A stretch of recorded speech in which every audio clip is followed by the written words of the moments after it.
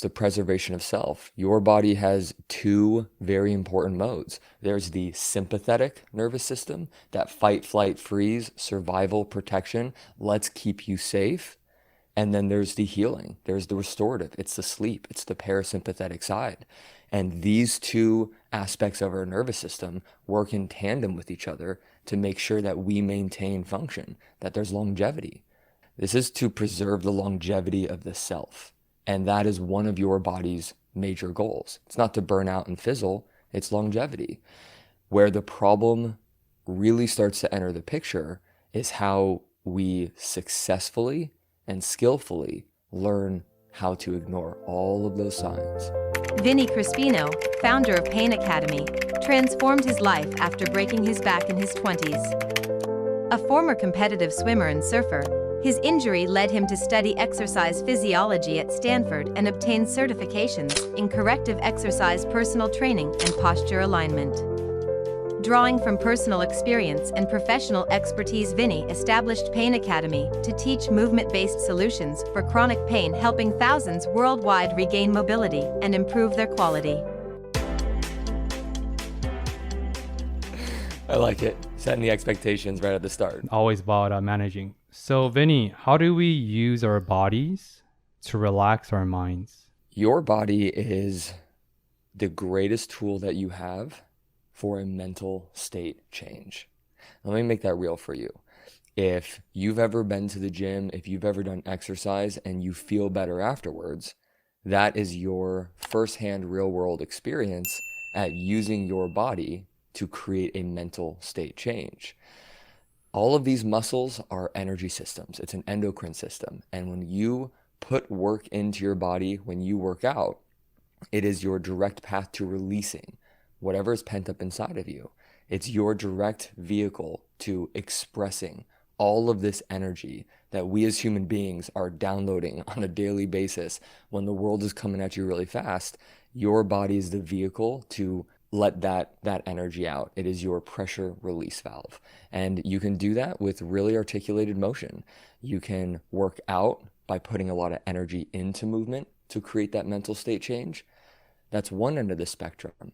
And on that other end of the spectrum is that softer, more gentler side. It's the relaxation, it's the restorative. It's laying down on the ground and being present with everything that you're experiencing to sit in that and be able to then change your relationship with that. So whether it's high intensity or the opposite end of the spectrum, low intensity, your body is your vehicle and tool for creating a massive mental state change. I sense a theme of tension release. Can we go into that? Because I think high achievers and overachievers and peak performers alike, we're very good at accumulating tension by being productive or hyperproductive or being committed into whatever domains. Yet we don't talk about the other side of the equation, releasing tension. Any thoughts there? Yeah, everything in nature has a system of checks and balances. There is the word homeostasis for a reason, to keep things in check and balance. And when we get out of balance, it is very easy to feel that, and it's very easy to see that. It might look like a very irritable, agitated person. It might look like mental health issues start to arise. It might show up, physiologically speaking, with tight muscles, stiff joints, achy movement. When we get out of balance and we're constantly working out, or we're constantly driving and we're not actually pausing to take care of ourselves, when our approach towards life becomes out of balance, the warning signs are everywhere. And the question that everybody needs to ask themselves is not if I can keep doing this, but it's for how long. How long until there is a breakdown? How long until you have a burnout episode? How long until there's a flare-up with the body? Your body and your mental health will keep that system in balance, or the warning signs are everywhere when that system is out of balance. So why is our bodies designed to be the perfect accountant that audits our cumulative toll, all the imprints, the skin real estate, or anything in between? Well, it's longevity. It's the preservation of self. Your body has two very important modes. There's the sympathetic nervous system, that fight, flight, freeze, survival, protection. Let's keep you safe. And then there's the healing. There's the restorative. It's the sleep. It's the parasympathetic side. And these two aspects of our nervous system work in tandem with each other to make sure that we maintain function, that there's longevity. This is to preserve the longevity of the self. And that is one of your body's major goals. It's not to burn out and fizzle, it's longevity. Where the problem really starts to enter the picture is how we successfully and skillfully learn how to ignore all of those signs. Kind of like if you ever set a screen time warning on your phone, 5 hours a day. Well, when that screen time warning goes off, that's an alarm system in your phone. But what do most people do? We train ourselves to just hit, no, let me continue. And that alarm continues to go off, but it's meaningless. It holds no merit and value because we train ourselves to not pay attention to it. So our body's number one goal is survival. It's longevity. It's procreation. And for those things to happen, we need to be the healthiest versions of ourselves possible. Where we run into a lot of problems is when that system no longer is kept in check, when we start to ignore all of these little early on warning signs that our body is screaming at us. And then the question again becomes, how long can we ignore the self before there's a breakdown? It sort of reminds me of what I learned from Jocko, the Navy SEAL commander. This was sometime last year.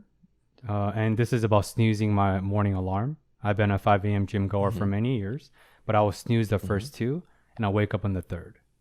And then he said very poignantly and very beautifully, he says, do not snooze your life away one button at a time. I was like, damn, good point. I've been snoozing away. That hits. Yeah, I was like, oh, wow.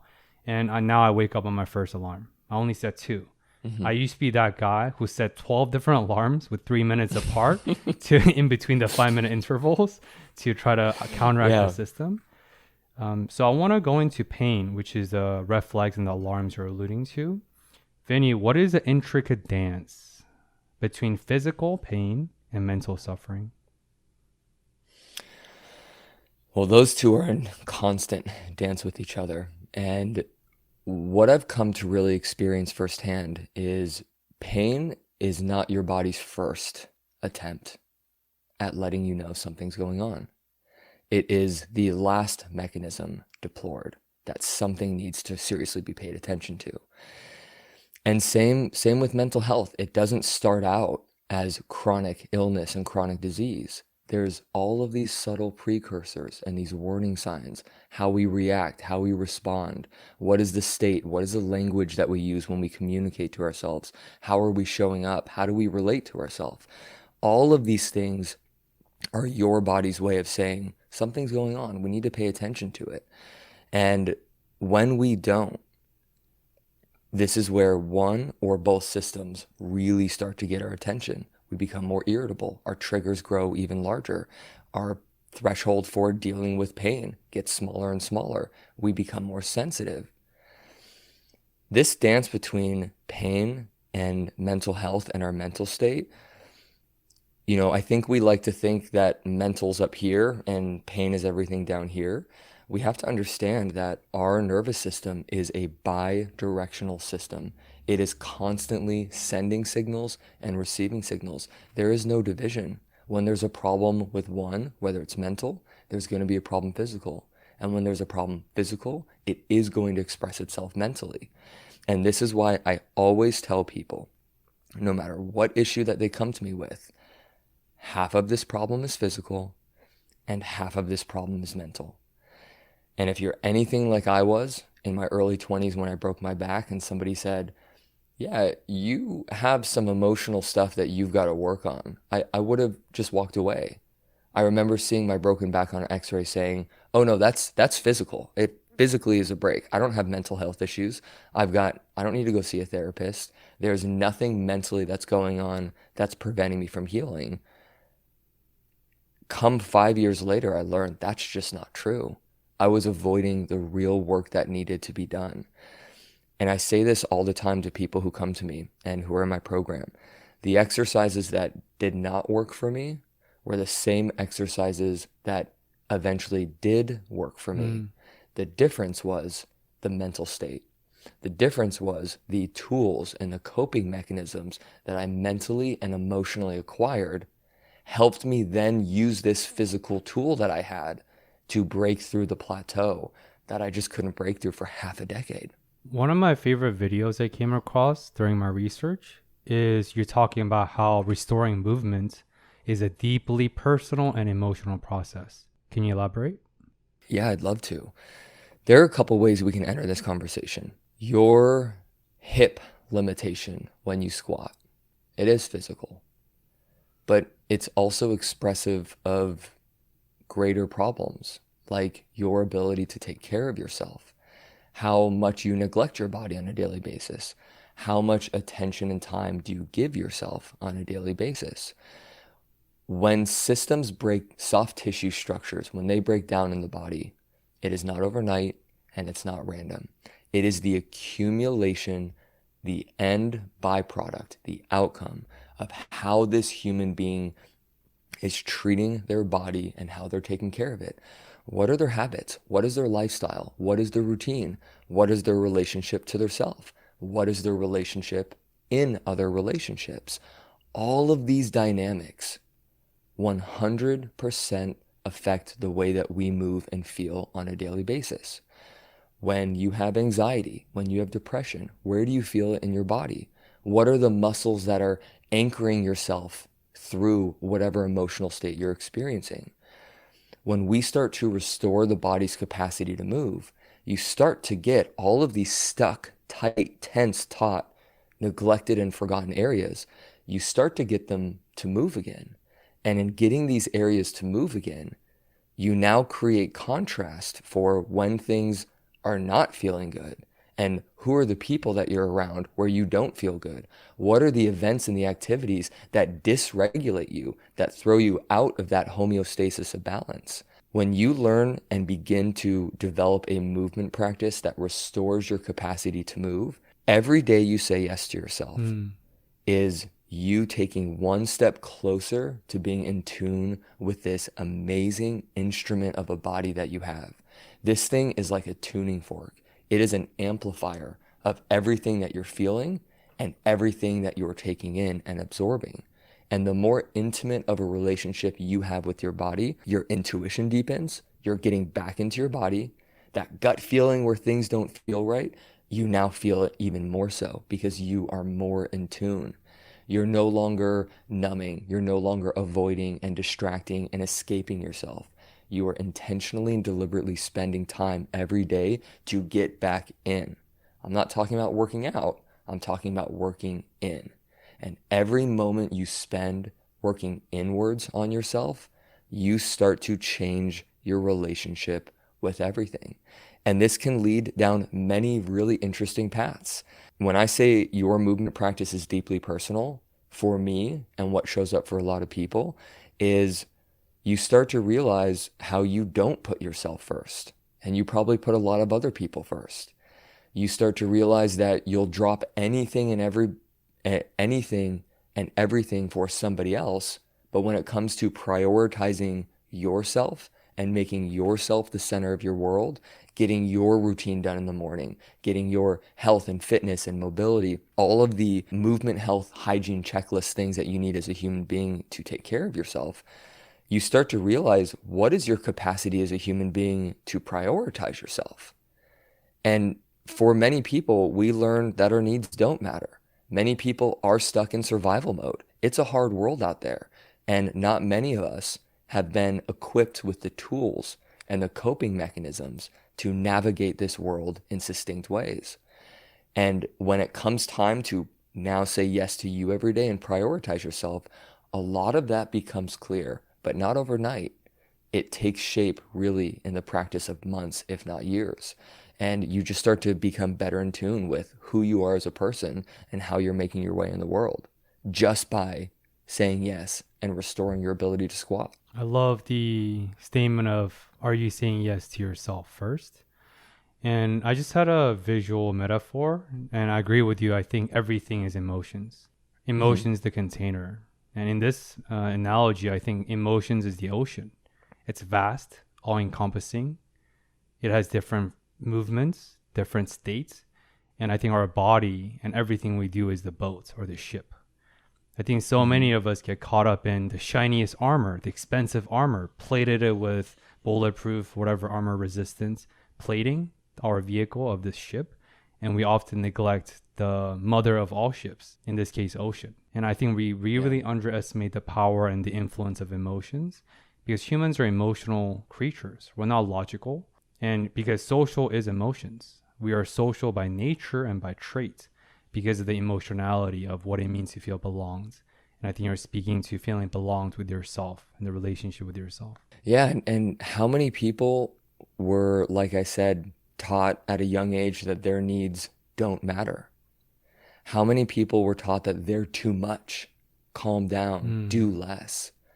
We are so influenced and shaped by the outer world, and all of these upbringings really have a huge impact in our ability to express those emotions. And what I have to imagine, because I've only met a few people who don't act like this, most people will just swallow it. They'll avoid conflict in fear of disturbing the peace around them. They will wage that war within themselves to keep the peace around them. This chronic people pleaser, this chronic fear of conflict and being too much, or if you're anything like me, my father grew up in the 1940s in the Bronx. Emotions are bad.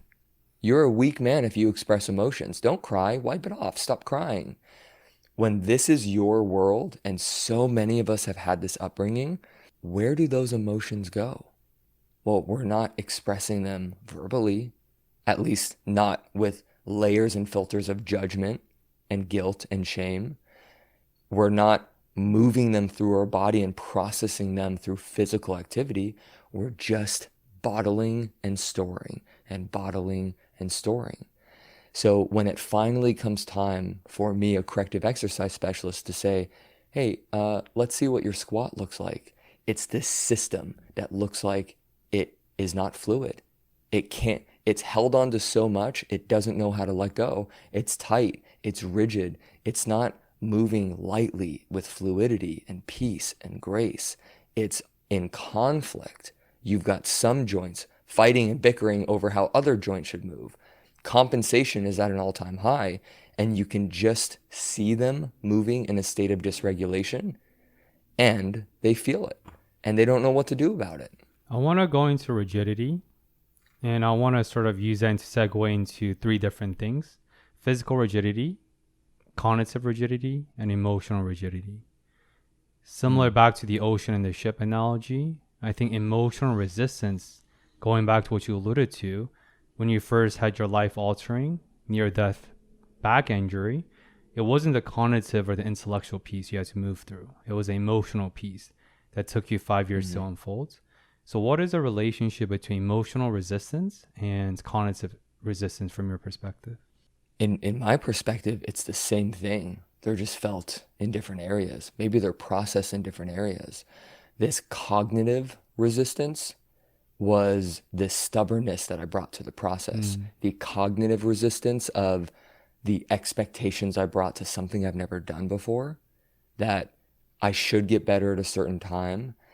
The emotional resistance of me even thinking that vulnerability had, or me being incapable of being vulnerable, had anything to do with my ability to heal my broken back. They just express themselves differently. A rigid body will typically have a fixed, stubborn, rigid mind. And a fixed, stubborn, rigid mind will typically not have a human being who's very emotionally expressive and can feel things, sit with them, and then release them. It's all this container where energy does not really come in and energy does not really go out. It's pensive, it's bottled up. And it just expresses itself either cognitively with stubbornness and the inability to be empathetic, change your mental viewpoints. It shows up emotionally by not really being in tune with either what you're feeling And that shows up physically by not knowing where you're feeling it and then what to do with what shows up where you're feeling it. It's all the same thing. We are talking about a system that is without expression, healthy expression, and healthy release. I almost look at it as, if you've ever played catch with somebody, catch is such a beautiful example of catching and letting go, holding on and letting go. And when there is that imbalance, there is a game of catch going on. If one person just holds on and doesn't let go, the game's done. There's no more communication. There's no more interaction with the world around you. And I see these systems and these states, whether we want to say cognitive, emotional, or physical, it's just this system that hasn't learned to let go. And rightfully so, because it hasn't served them. They don't know how to do that yet. So how has pain and confrontation of your pain taught you about liberations and letting go, Vinny? Well, this is what took 5 years to understand. I thought pain was the problem, and I thought that's what I needed to dominate. I thought I needed to beat it.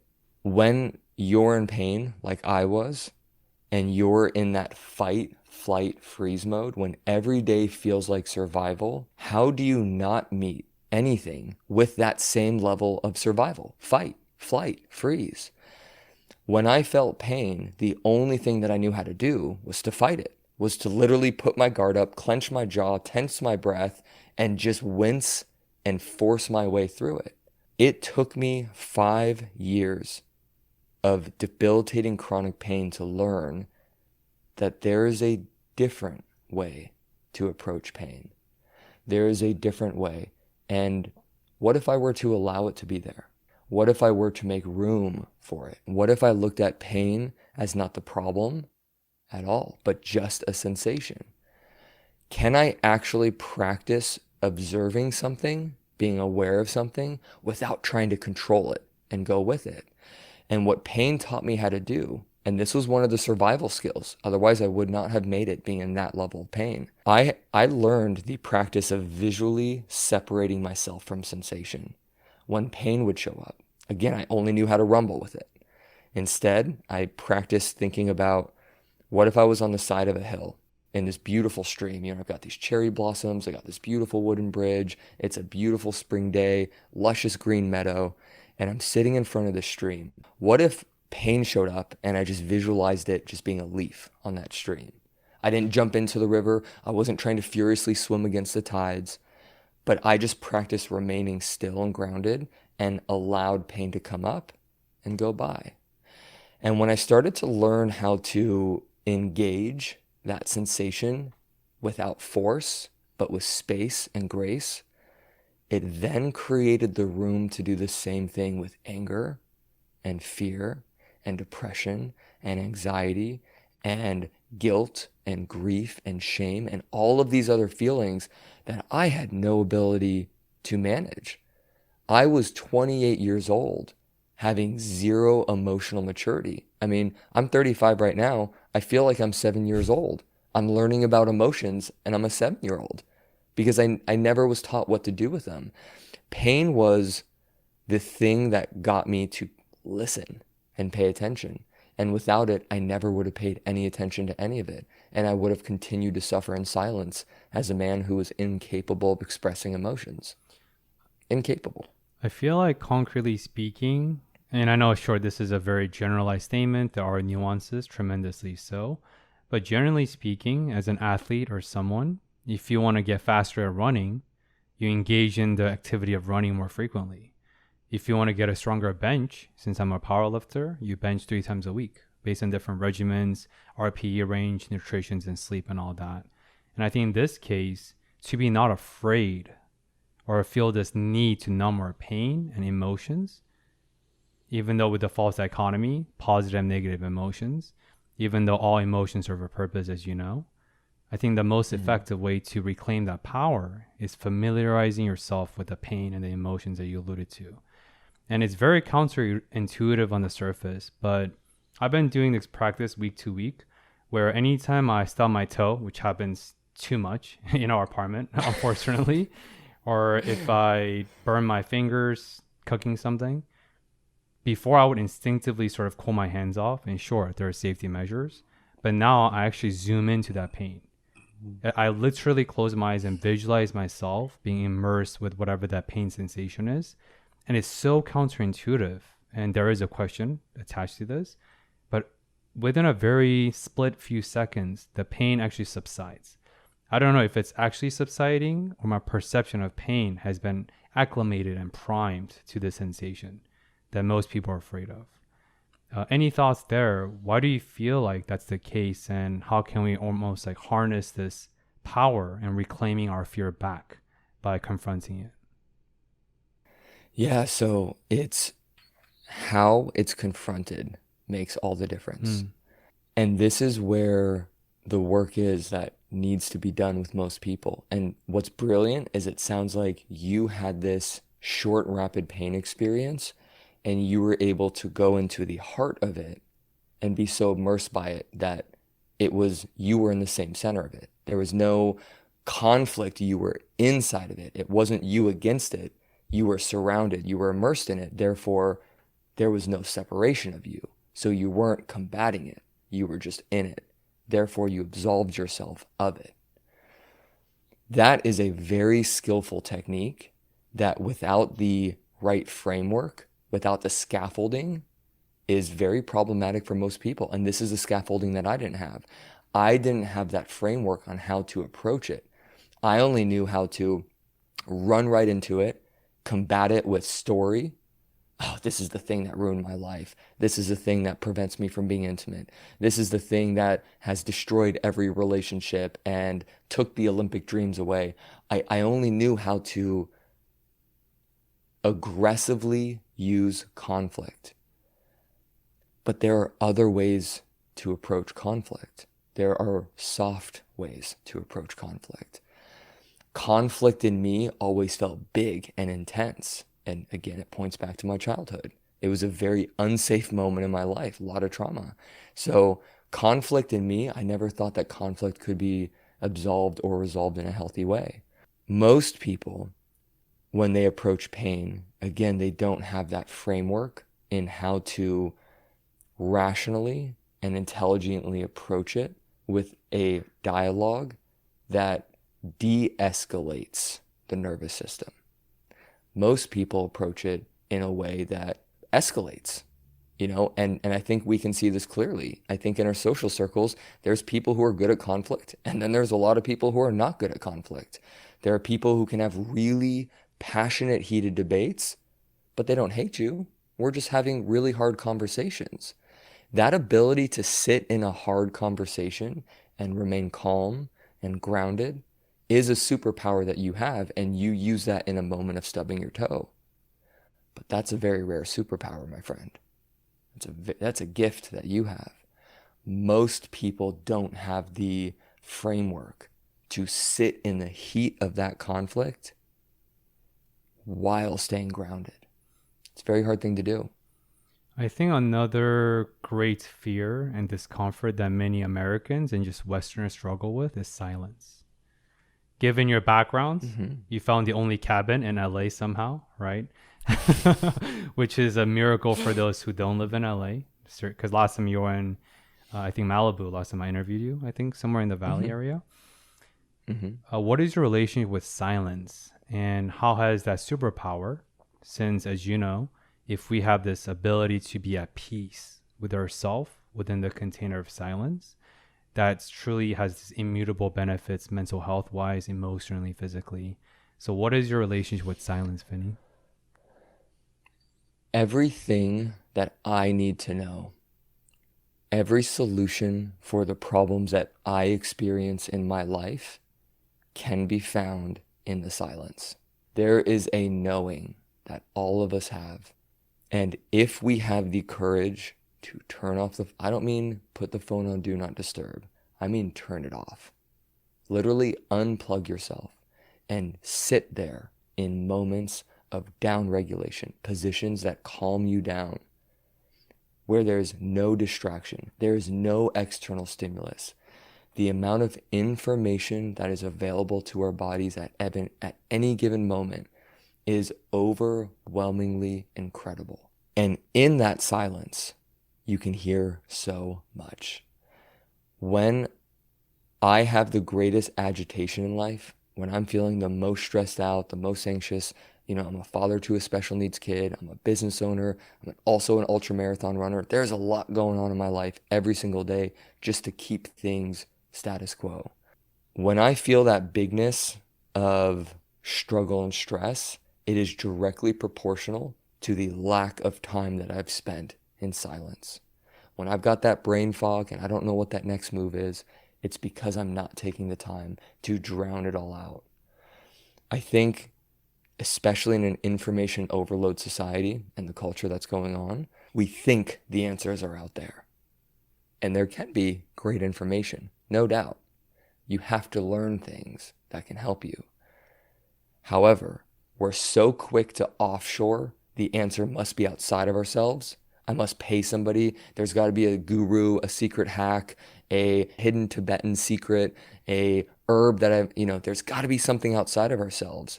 We completely lose the ability to realize that we actually have what we need. It's now a matter of, can we sit in that silence? Pay attention to our breath. What is our body doing? What is the language that shows up when we feel things? Can we name the emotions? Can we notice the thoughts? What is happening in our inner world? And that's really overwhelming, especially if you're out of practice with it. And I notice on the days where I'm really busy and I'm moving, and it's time for me to do my body work, and my body work is laying on the ground for 15 minutes with no visual distractions going in, there's so much resistance. That resistance never gets easier, but I'm always glad I did it, because it's in that silence do we get to hear some profound answers to what we need to do. I heard on another podcast that it was this naturopathic doctor, and he was talking about there's no shortage of information, healthy tips. But if you just pause for a moment and you sit there for a couple minutes in silence and you write down, what are 3 things that you can do to become healthier? You probably already know 3 things that you can already do to make a change. But if you have the courage to just sit down and take that time in that silence, you'd be surprised what information you've retained and how capable you are at actually making a difference. It's just, do you have the courage to sit in that silence? That's the big question. I think that might be Dr. G, Heal Thyself. I could be wrong, but I remember him saying something similar before. There's another quote. It says, we don't have a knowledge shortage problem. We have a integration shortage problem. Mm-hmm. And one thing that my wife, soon to be Becky, we're getting married in 4 weeks. She always tells me that. Congratulations. Oh, thank you.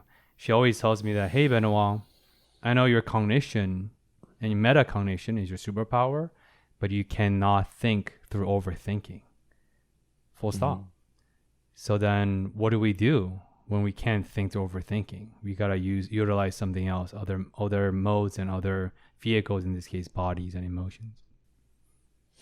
The hardest people, I have people in all walks of life, pro NFL players, elite pro, ultra marathon runners, to people who have never stepped foot inside of a gym. And at 50 years old, this is the first time they're learning a stretch. I've got people in all walks of life that come to me. The hardest people to help are the smartest, are the overthinkers.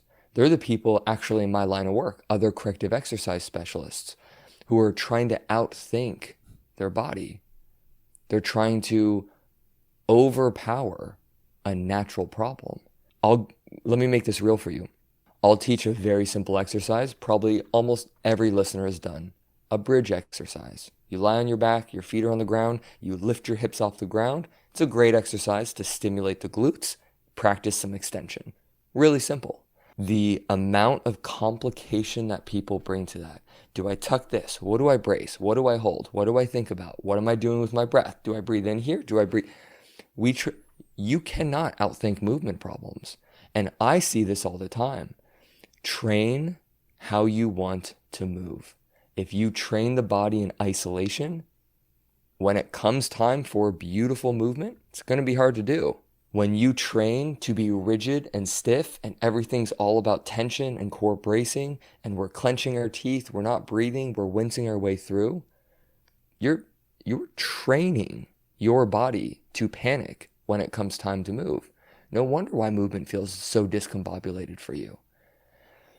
If I were chasing you in the wild, if this was a life and death situation, you wouldn't okay, before Vinny chases me, tuck the pelvis, brace this, tuck that, do this, pull shoulders back, tongue up, jaw forward, and nasal breathe, run.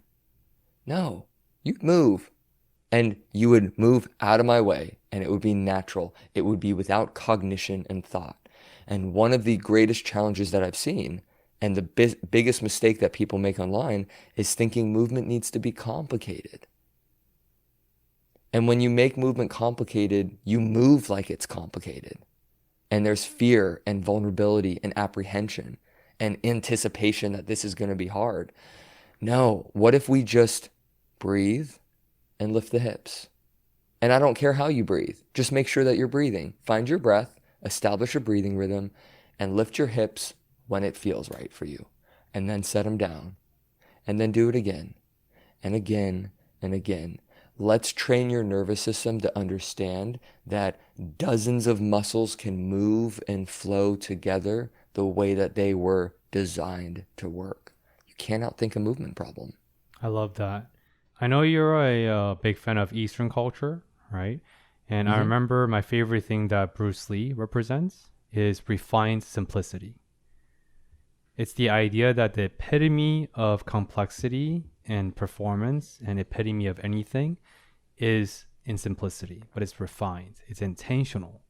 Just like a lot of greener therapists or clinicians or physicians, they use a lot of jargons.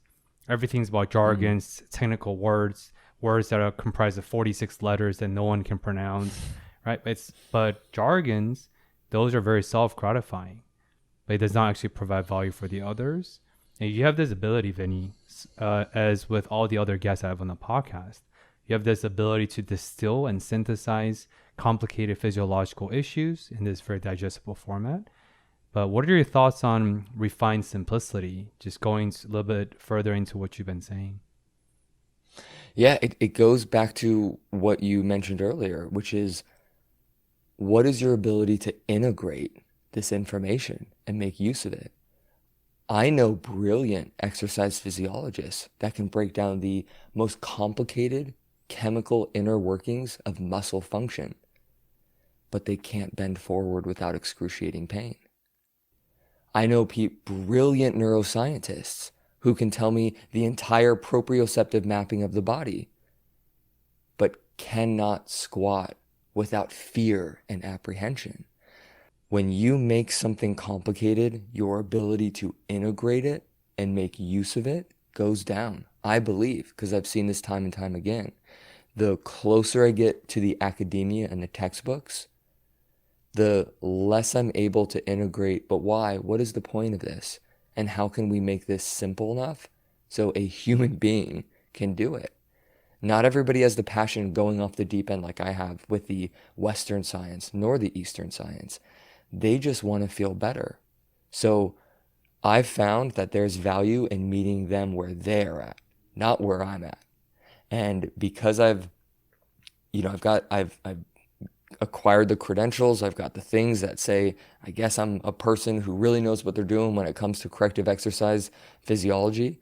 That doesn't serve me when it comes time to help the person who wants to play with their kids and they just want to bend forward or squat. They want to be able to work and provide for their family and sit for 8 hours a day without excruciating stabbing pain. And how I can help them is by making it simple and accessible. I could give you the most perfect jargon breakdown of how an exercise fundamentally goes after which muscle patterns. They don't care. They just want the hip to work. So why don't I just meet them where they're at? Let's get the hip to move like that. Let's get this joint to do that. Let's get the foot to be a foot. Let's get the knee to be a knee. And let's make that work a little better together. And when you can meet somebody where they're at, there's buy-in. It makes sense to them. And in that clarity comes results. It comes adherence because they're bought in. It's available to them. Yeah. Yeah. Speaking of meeting where they're at, I know this is a big passion of yours, Vinny. You're on this crusade to debunk a lot of mistakes and misconceptions online with this virality culture. What is the biggest mistake that you see as an expert with corrective exercises online? It's a vast question, so feel free to zoom in and answer any of the lanes. It's a vast question, and the most available things that immediately come to my mind is number one, you can try to target an area of the body, like if your hips are tight, you can try to do a few exercises to loosen the hips. That can help. But the internet's no shortage. It's in no short supply of targeted exercises. So why are these problems still so rampant? Why is chronic pain on the incline? Everybody and their mother is now, back pain, do this. Hip pain, do this.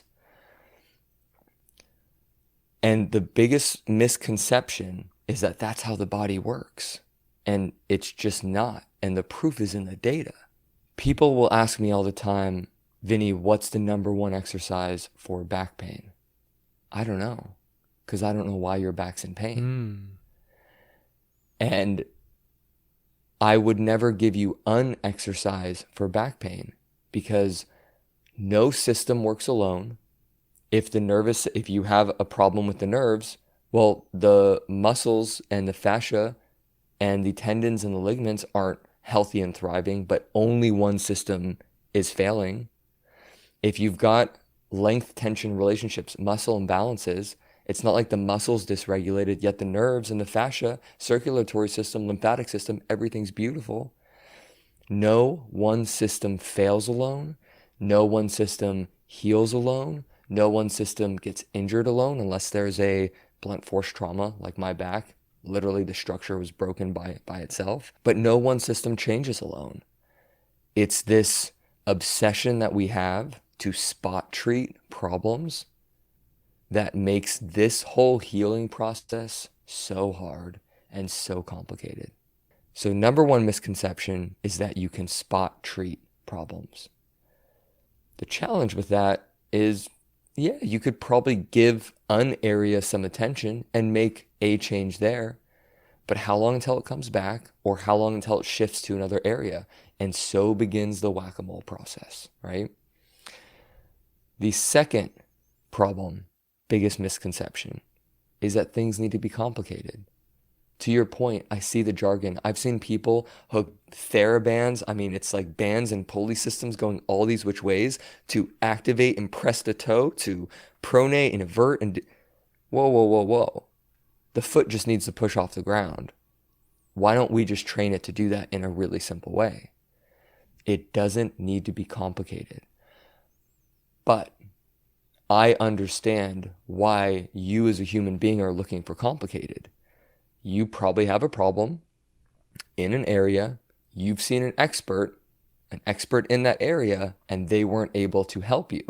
Therefore, your problem is not simple. And if you're in pain, it feels really big. You are dealing with a very big internal problem. You think you're looking for little baby changes? No, you're looking for something equally as big, something to match. It goes back to that conflict. If you have to always rise to your aggressor, it's just going to keep escalating. So people who feel something really wrong will tend to look for the most extreme, drastic, and complicated thing, thinking that they're missing complexities. If any listener gets one thing from this entire podcast, I want it to be this. Master the basics before specifics. Everybody wants that specific. They're on this tens of thousands of dollars hunt to find the needle in the haystack. Yet they've completely missed the basics. Can your ankles be ankles? Do your knees and hips move like they should? Can your pelvis tilt forward and backward and rotate right and left? Can your spine flex, bend, and extend? What about your shoulder? Can it rotate internally, externally, reach overhead and behind you? These are basics of movement. And when we lose the basics, this is what makes us need the specifics. I have the data. I've pushed 10,000 people through this program that restores basic, minimal ranges of human motion. And 64% of them in the first 30 to 60 days feel a radical change. I'm not diagnosing them. I'm not prescribing them. I'm not making it complicated. Let's just get the right side to move like the left side. How about that? Let's get the muscles in the front of the body to work like the muscles in the back of the body. How about that? Let's see what happens to this really unique experience that you're having when you just learn the basics of motion.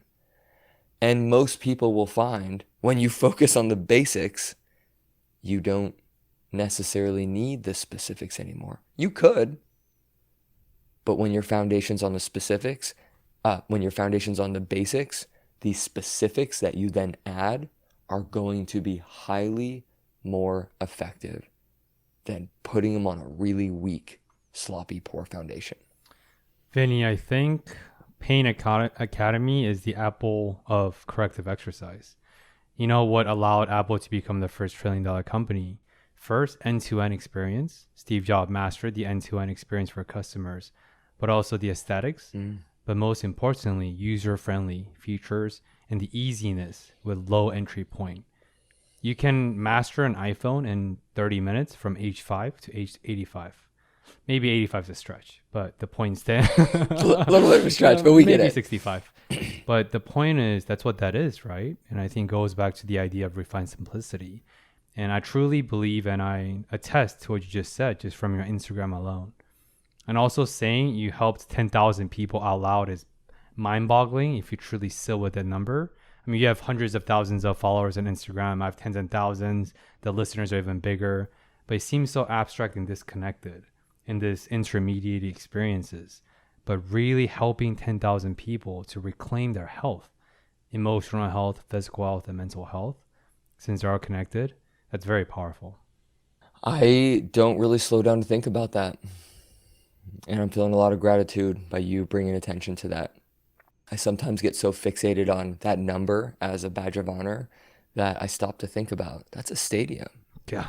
That's a small army of people who have done what I'm doing and continue to do. Meet future versions of themselves they never thought possible because they've said yes to themselves and they're learning how to take care of their body.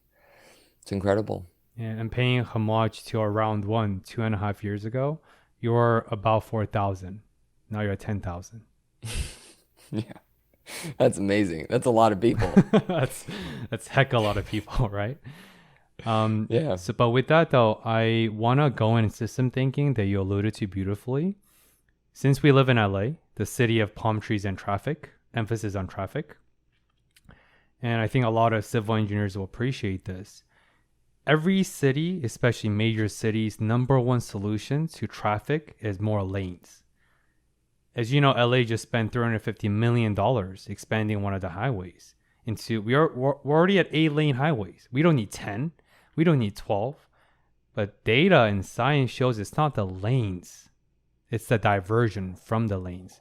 It's the exit points and human errors are the two major contributing factors to traffic. But civil engineers, they think in silo. They only work with themselves. And they don't think about the overall multifactorial and multidimensional systems at bay. You need to speak with a traffic control. You have to speak with human psychologists for human errors, distractions, phone usage, substance use, for influence or driving or operating vehicle under the influence.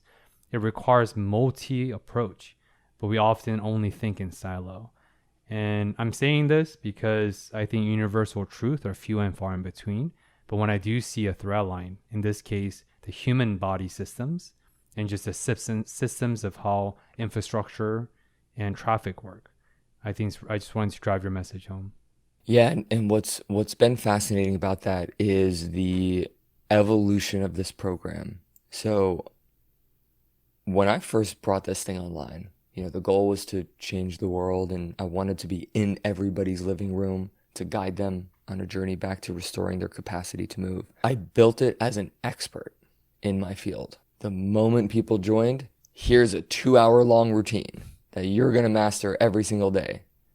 And then 2.5, and then 3. I mean, I threw my expertise at people. I built it in a silo. And I realized that even though I'm an expert and a master of this craft, I could give somebody the perfect routine, but it wouldn't be perfect if they didn't know how to use it. And if it didn't get used, I could build the best product, but if it never got used, it'd be the worst product.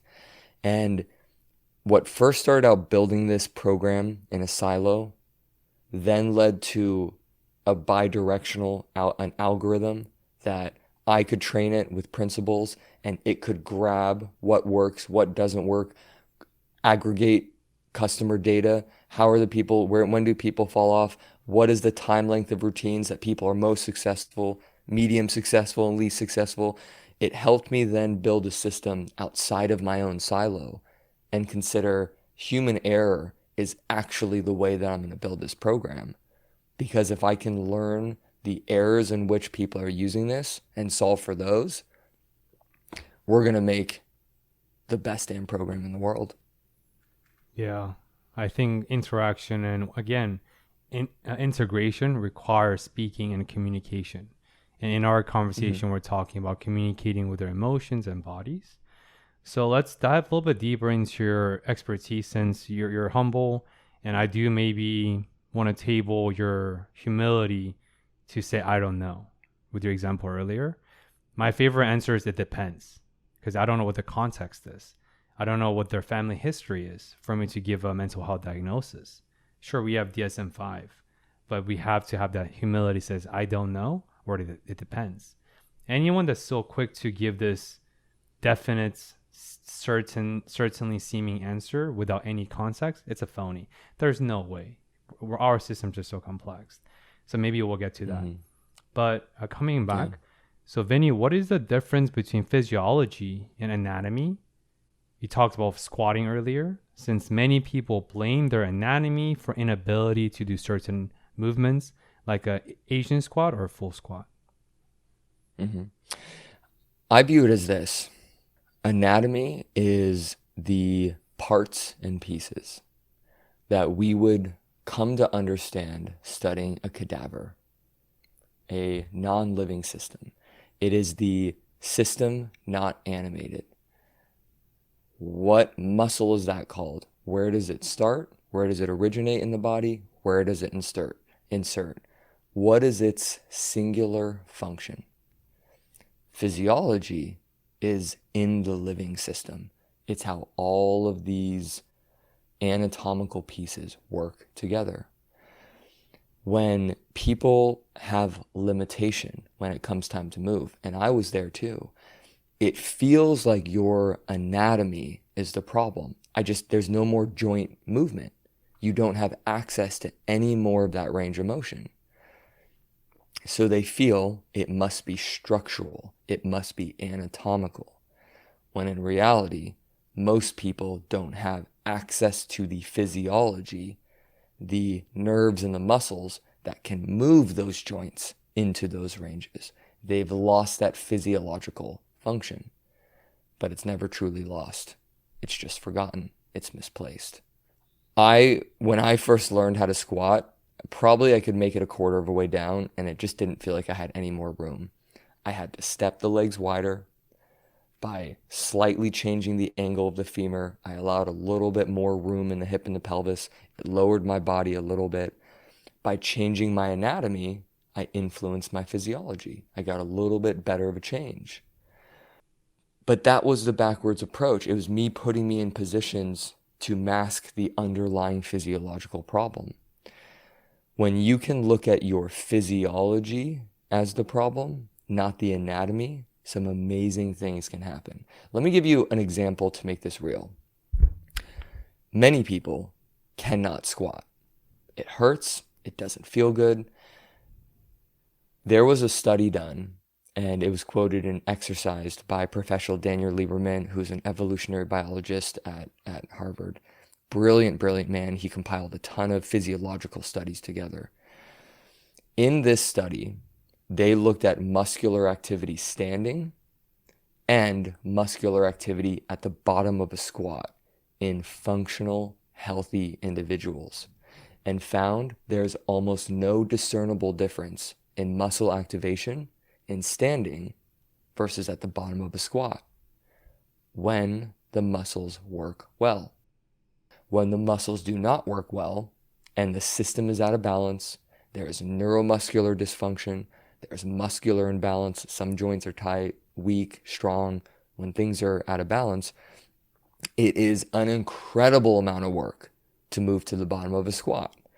It feels hard. You feel like you don't have any more room to go because your anatomy is the problem. It's the way you're built. It's your genetics. It's your structure. Okay. If you're somebody who has a hard time squatting and you feel your anatomy is the problem, here's what I want you to do. I want you to lie down on the ground, on your back, and I want you to actively bring your knees to your chest. So you're kind of doing like a fetal position, a ball. I would have to imagine most people who just did that actually do have the range of motion to bring their knees close to their chest. Their knee is almost at full flexion. They have the mobility to actually perform a squat motion. But all of a sudden, when they stand up, they can't get anywhere near that range.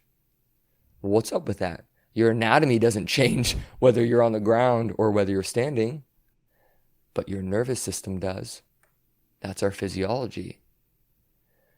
When you can organize movement without load and it's easy for you, like laying on your back, you can tuck your knees to your chest. That's a squat. You have the ability to do it. But when it comes time to stand up and you can't do it, your body and your brain is putting all of these guardrail sensors, these protective mechanisms saying, we're not going to let you go into that range. You're not strong enough. You don't have the control for it. Therefore, error, 911, don't go any deeper. It will literally block you from moving. Your autonomic nervous system is in control of your motion, and it's saying that movement's not safe. So before we start blaming our anatomy, we have to really understand. For some people, that's true, but it's the throwaway for everybody who can't move well. Your physiology has a huge part in that. I'm seeing an interesting thread lines with genetics and epigenetics, or nature and nurture. To me, it sounds like anatomy is fixed, just like genetics are, but physiology are like nurturing. It's a process, it's more fluid, it's more dynamic, which hints that and suggests that there's room for entry and room for improvements. Since any process that iterates over time, you can improve it or regresses. So I think that gives me a lot of hope that, it's not like I'm fixed. This is what I'm given. I need to die with this deck of cards, in this case, our anatomy. But hold on, we can actually move and increase our movements, and having different integrated practices through a pain academy or otherwise, and make it a little bit more dynamic. I think that might be a big limiting belief from what it sounds like. It's a very limiting belief. And the problem is, if that's your belief, you're right.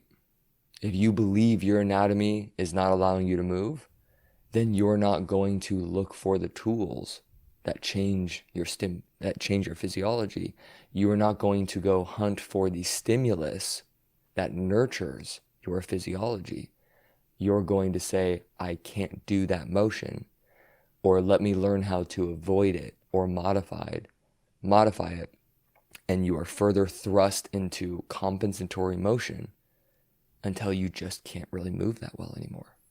And it's funny, I like playing on words. Thrusting requires a leap. The initial momentum, the initial moment, the initial movement is a thrusting. That's a leap. And I think just like leap of faith, I think you need to take some sort of a leap beyond what you're comfortable with to truly thrust into the movements or seeking change, since change is inherently uncomfortable. Yeah, and that's really hard to do by the time people get to me, because I'm not the first person that they've reached their hand out and have jumped across that chasm trusting. I am the 10th or the 20th. I'm after 5, 10, 20 years of failed attempts. Their guard is up. They don't want to believe it. And what's so hard for me is I'm seeing these amazing, beautiful bodies that are so capable of more being held back by the way somebody's thinking about them. And they're creating their own limitations. In a sense, they're arguing for their own limitations. And I see it. People will give me reasons why they shouldn't do something. I just want them to find one reason to try it, to do it, and watch what happens. And that goes into the mental struggle of what this work is. And it's why it's deeply, deeply personal. You have to face your beliefs if you're going to change the way that you move and feel, because your beliefs have shaped the way that you move and feel. Speaking of beliefs, Vinny, as you're constantly evolving through your business and also interpersonally and with your expertise, of course, what are some of the beliefs that you used to uphold, but no longer? I used to believe that, going back to the genesis of this program, you need 60 minutes, 120 minutes a day. It needs this huge time commitment to unwind and reverse these years. And I was rigid in that. Nobody could convince me otherwise, because that's what I had to do. Training for ultra marathons and subjecting my body to what is arguably a lot of stress and a lot of impact and a lot of force has taught me you can make such big changes in 10 to 15 minutes a day. And it got me off this dogmatic view that there are many ways to make a change in the body, but the only real way is with a huge time commitment every day. And that's not true. You can make profound changes by doing intelligent exercise selection, dynamic, controlled movement. You will get more bang for your buck out of doing that than laying down for an hour to two and letting things settle. I came into this work from such an injured place of chronic disability and there was so much fear around movement, that I had built up these beliefs that intensity was bad at the start. Let's take workout. Let's calm things down. And there's truth to that. There's merit in learning how to downregulate your body. But I was so afraid of intensity and breaking my back again that it was like oil and water. I loathed hard exercises.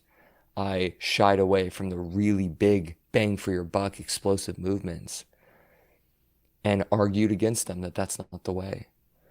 And since then, since becoming an ultramarathon runner, being even more pressed for time and having to deal with serious loads of stress, I've had to abandon this, you need 2 hours a day to heal.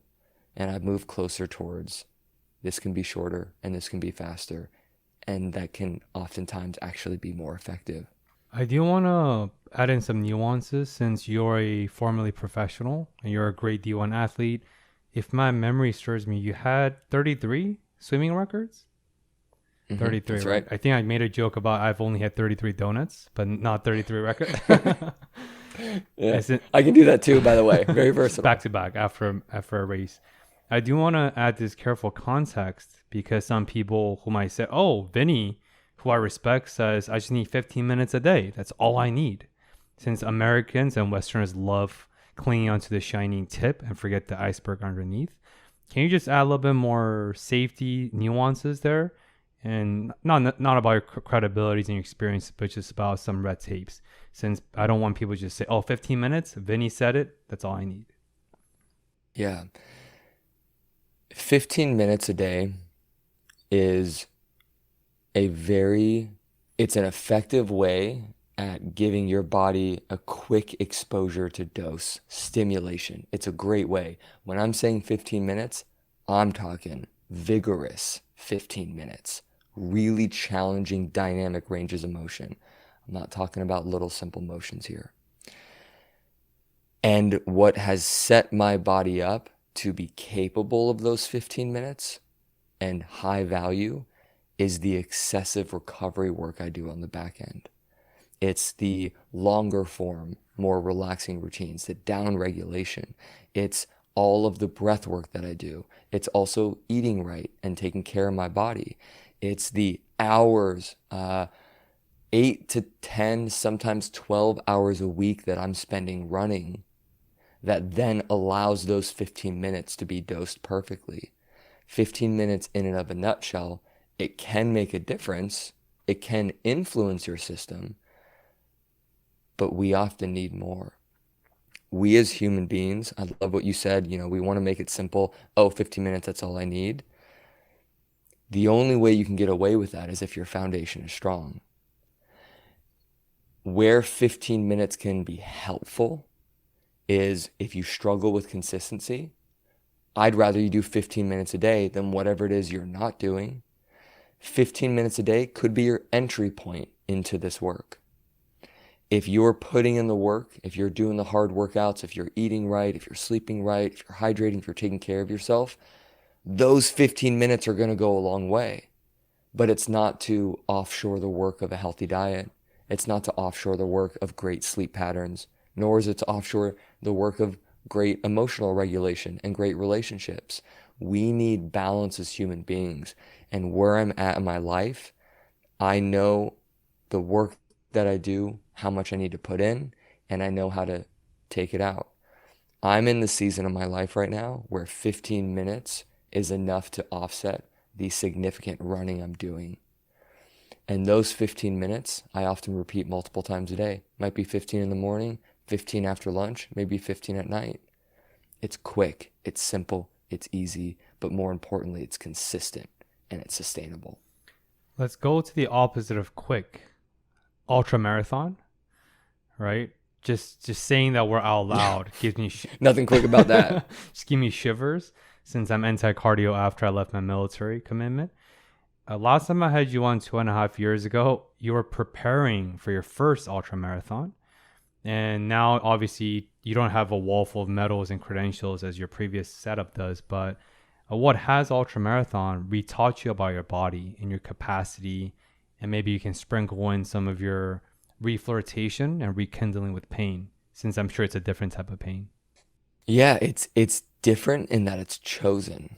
It's different in that ultra marathoning, running and training is saying yes to pain. Whereas before, I didn't want it. I didn't ask for it. Pain was a thing that happened to me, and I was desperately trying to get away from it. My entire relationship has changed.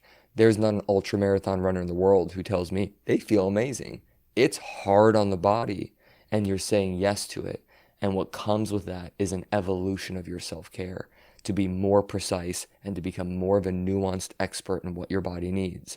The intimacy that you develop training to be able to run for 15 hours straight is incredible. And to be able to sustain that level of work and stress, 100,000 steps in a day or more, really in a 12-hour period, the nutrition that you need, how you have to pay attention to electrolytes and hydration and sleep and muscle cramps, signs of shakes and spasms, and all of it brings you to such a deep level of intimacy. Training for these races has shown me, almost in a scary way, that I don't know where my limits are with my body anymore. Because when my mind is right, when I'm dialed in mentally, my body does what my mind tells it to do. And I thought my limit was first running a quarter of a mile. And it was, to be fair, when I first started running. Couldn't run more than a quarter mile. I've never been a runner. I started running at 33 years old. And as I've gone deeper into the sport, there's always this, I could probably go a little further. I could do a little more. That pain that shows up, and it shows up. What was surprising to me is becoming an ultramarathon runner. I thought it meant, running 5 to 10 miles would be easy, right? Because you can run 50, so 5 to 10 is easy. Those are still hard miles for me, man. I still have that voice every mile saying, dude, you should go home. There's a warm bath. There's a beautiful woman. You got a beautiful son. You got a great cabin. Just stop. What are you doing this for? It's hard every mile. And when you say yes to doing that and you say yes to the pain, it gives you an opportunity of working on yourself in a way that being comfortable just hasn't given me. I've had great therapy sessions. I've had great therapists. I believe wholeheartedly in the power of mental health. And what I've learned is running and that level of pain and challenge has shown me and revealed my character more than anything I've ever done. When I can push my body to that limit and I have no more energy to use humor as a coping mechanism or to deflect the reality of the situation, and all that is left is what you are as a human being are capable of, and being able to manage yourself in that moment, it has taught me that if I can just slow down and assess and be rational and be real, not delusional. You're not going to run 50 miles by being delusional. You have to be practical. It's given me the skill set to manage really hard things in life. Like, what could be harder than that? I haven't found a single thing. And when I crossed that first finish line, running 50 miles over 15,000 vertical feet through the Oregon mountains, it immediately made me not understand that broken back guy. It was a different guy. I immediately forgot who he was.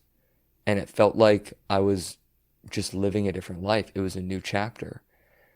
It was a new chapter because I got to finally see this is what I'm capable of. And having spent 10 years lying on the floor staring at my ceiling, barely being able to walk without agonizing pain, forget running.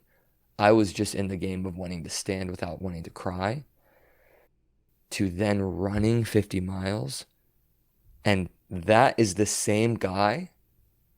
It showed me the body's incredible. Far more incredible than I ever gave credit for. I know LA just had its marathon on March 17th. A friend of mine just ran. I cannot believe you became an ultra marathon, a little bit over 2 years. You're exactly right. Since last time you were on my podcast, it was before your first prep. And he does talk about not just how malleable humans are, but truly how awe-inducing our capacities are. And I think I owe it to you. Before I die, I think I'll do at least a half marathon. Because I was never going to do it. I'm a veteran. I work out. There's nothing for me to prove. But not proving, but I just want to also witness my own capacity physiologically. Mm-hmm. Not anatomically, but physiologically. Yeah. The living system. Hey, let me know the date. I'll run it with you. Really? I would love to do that. That'd be real fun. Oh boy, I take accountability measure very seriously, so that's why I said it. I have good memory, so but for real though, I feel inspired, not just a short duration of 2+ years, but just you forgetting the genesis of your mission statements of the guy you once were as a broken back guy. That's identity reformation. And nothing's more impressive and awe-inducing than seeing our humans reinvent ourselves. Reinventing ourselves mentally, emotionally, in this case, physiologically. So that's amazing. I think for me, that is the most incredible part of playing a role in these 10,000 plus lives. I'm now an ultra runner capable of running for half of a day, like a 15-hour run. I, in my wildest dreams, just 3 or 4 years ago, I never once considered that was a future possibility. This version of myself that exists today is only because my past self said yes to the work that I do. And this lifeline only exists because of the conscious choice of saying yes to myself every day. And there are future versions of yourself and everybody listening that there are things that you're going to say yes to you don't even think you'd want to say yes to right now.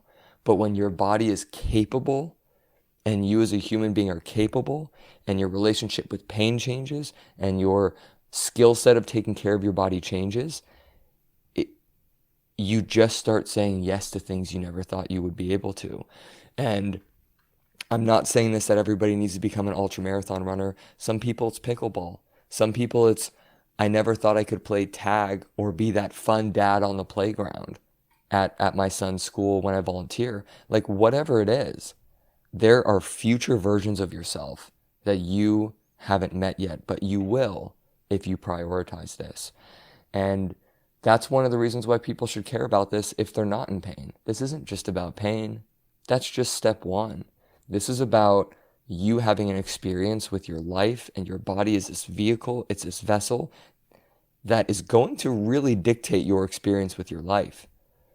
The studies are clear. We lose 1% of range of motion, flexibility, and strength and muscle mass a year as we age. I'm forgetting if that starts at 25 or 30. Either way, how we feel now, if we don't say yes and take the measures to maximize and optimize our experience with our body, the way we feel is really going to shape what the rest of our life is going to be like. And your ability to move is going to dictate the quality of your relationships, how present and available you are. Your ability to pour into yourself now is going to allow you to pour into other people later in meaningful ways. So this is not just about pain and being pain-free. This is about, you got one shot, man. What do you want to do? What do you want to be capable of? I don't even know, and you might not know, but let's find out. Entropy is a natural state of the world. And the only way to resist that is doing the opposite, which is growth, right? I have quite a few questions I still want to ask you, but we're definitely coming towards the end. And I think I want to end this conversation on a deeply, deeply personal note. And one regret I do have from our 2-part conversation 2.5 years ago is not honoring your son, Rocco. Rocco. Yeah. He should be 10, 11 now. Very good memory. Yeah, 10. So you talked about being a fun dad. You talked about this isn't just a movement-centric episode. It's not just about pain. It's about reclaiming our relationship with ourselves. And that relationship encompasses everything, emotions to mental health to physical health. If you, maybe down the future, right, if you have an opportunity to create a time capsule through this conversation and impart a message to your son, what would you say in that message, given everything we talked about today? I want him to just watch me. Watch how I do this. Watch how I live my life. Watch how I say yes. Watch how I set a personal boundary, not because I don't want to spend time with you, but because by me saying yes to myself every day, I get to be a more present, available, and loving father for you today, tomorrow, and every day after that. Watch me lead by example in how you prioritize your health and your movement and the choices you make with food and the bedtimes that you set, not because of what we got to do or wake up early tomorrow, but because mental health matters and your ability to stabilize your emotions matter. And you and your father is expressing emotions and being vulnerable and talking about feelings. This is the way. This is how you live a life in balance. And I hope this time capsule, I hope he's able to hear it and see it and tap back into it if he ever feels dysregulated. To spend moment in those to spend more time in that silence and really listen for what's showing up for him. I mean, to be fair, he does appear on your videos once in a while. He makes a Tarzan-like appearance. He does. Both of you have that luscious long hair, right? And Yeah. I think your ultra marathon, the nutritional regimented routine has really bolstered your hair's lusciousness. So maybe that's something running in the wind. You know, I feel like the wind strengthens plants, and the wind is just, it's strengthening my hair. Right. I'll post the clinical trial study review to support that. But maybe that's You heard it here first. That's my second calling to do a marathon if I want to grow that luscious hair. But Vinny, before I roll out the metaphorical red carpet, and I take your message to heart, not just to Rocco, but I think all of us really need to highlight the importance of self-preservation in a non-self-serving way. I know that sounds very contradicting, but it's not. They both can be true at the same time. I want to end today's conversation going into your highlights, your thesis just now, that you chose to say yes. You chose this new format of pain. Why must we, Vinny, pick our sufferings? Because otherwise sufferings will come find us. It took me a while to realize nobody's coming to save me. There is no backup plan. There's no knight in shining armor who's going to come and save my day. I have to choose the life that I want, or it will choose me. I can either make time for my health now, or I will be forced to make time for it later. Luckily, I've already been through that. I know what it's like when your body fails you, and I never want to go back there again. I choose to do my exercises now because I know what it's like to live a life like that, and I don't want to do that anymore. I've been there, done that, and I want to see the depth that life has to offer me now. No longer scanning every room for which chair I need to go sit down in or what floor I can go lay down on and being embarrassed that I have to do that in public. It is so critical that you understand so many of the things that you do, you're kind of on autopilot. The decisions that you make, the routines and the habits. It takes a lot of courage to be able to pause and reflect. What is this activity I'm doing? Phone scrolling. What is it costing me? What am I giving up? What am I gaining? And to be able to have that pain and pleasure conversation with everything that you do. Nothing comes for free. There's always an outcome with it. There's always something that you have to give up. Everything comes with a consequence. And when you understand that and you take radical responsibility and you learn how to say yes to yourself and you make choices that put you in the center seat, it's what's best for everybody around you. And that's why I have to continually choose my experience every single day. And it takes, I'm going to bring it back to Jocko. I first heard Jocko say this. In fact, I've only heard Jocko say that. That initial willpower and that effort it takes to break the old you at the start is really hard. It takes a lot of effort to break free from that old mold of yourself. But once you get consistent and once you gain altitude, it takes less and less energy and it becomes easier and easier and easier to show up. I'm waiting for it to become easy because it's still a very active conversation in my life to be able to prioritize my needs, but I know why I'm doing it. And I've got that long game on my mind. All best things in life compound over time. Naval Ravikant. Yeah. Investments, relationships, health and wellness in this case. And like I said, I don't know if I'm going to commit to a half marathon, since I know if I reach out to you or DM you or email you, I will mean it. So I'll be very thoughtful about that. But what I can commit today is committing to more movements. I think as a former athlete myself, not at your 33 state record level, and as a veteran myself, I often struggle with this opportunity cost. Oh, I'm busy. I have a business to run. I'm a full-time psychotherapist. I'm a husband to be. I only have 10 minutes to trade off. I'd rather work on my exercises than do a rehab, since I'm dealing with some lingering lower back pain from my disc injury last year from deadlifting.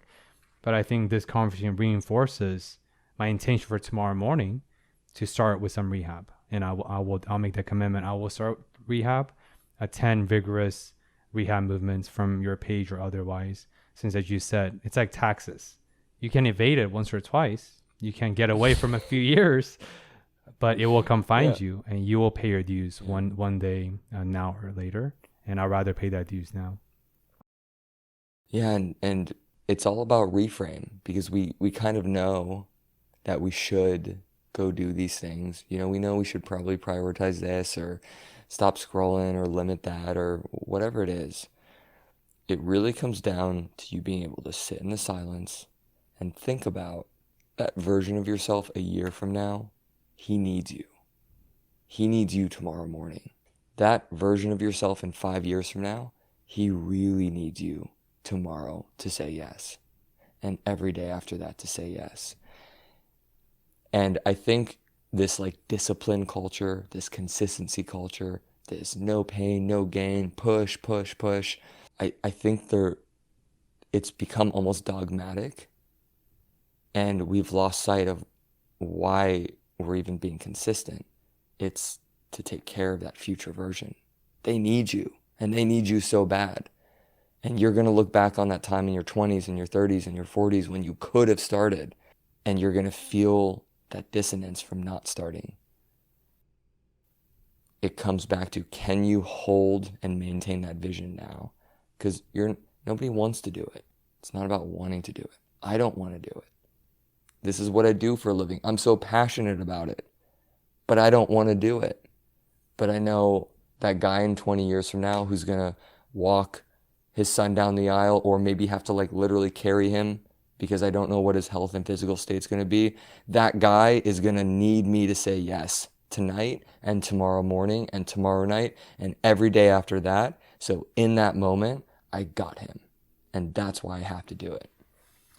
I laugh out loud when people say, "Oh, Benoit, you must be a morning person. You love working out at 5 a.m."